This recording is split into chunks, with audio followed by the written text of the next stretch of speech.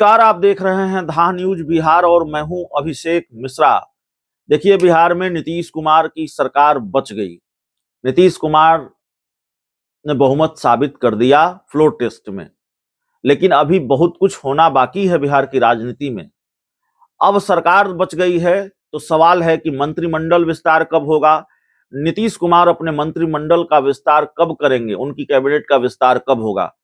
ये बड़ा मौजूद सवाल है और जिसका जवाब अभी हमारे पास नहीं है।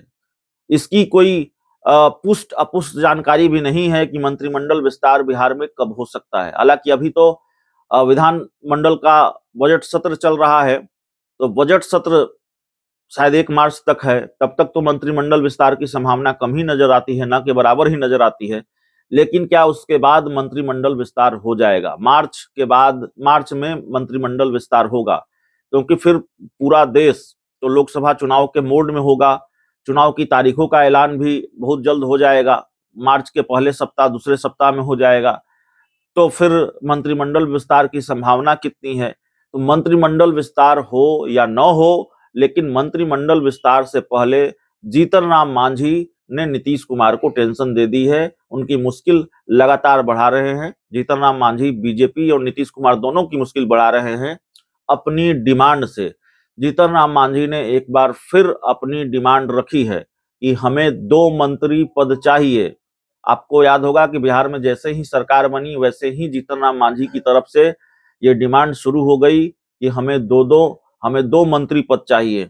जीतन राम मांझी के बेटे संतोष सुमन को मंत्री बनाया गया है, लेकिन जीतन राम मांझी ये कहते हैं कि अनिल कुमार जो हमारी पार्टी के विधायक हैं, उनको भी मंत्री पद मिलना चाहिए, उनको भी मंत्री बनाया जाना चाहिए।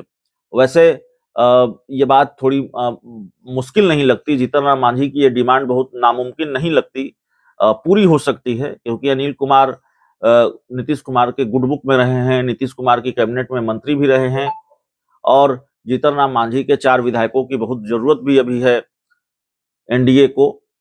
तो इसमें थोड़ा कहीं कोई हैरानी वाली बात नहीं है अगर हिंदुस्तानी आवाम मोर्चा के विधायक अनिल कुमार मंत्री बन जाएं। लेकिन जीतन राम मांझी की इस तरह की डिमांड को लगातार अनसुना किया जाता रहा है। पिछली सरकारों में भी कभी वो कोऑर्डिनेशन कमेटी बनाने की मांग करते रहे, कभी मंत्री पद देने की मांग करते रहे और उनकी ये डिमांड पूरी नहीं हुई।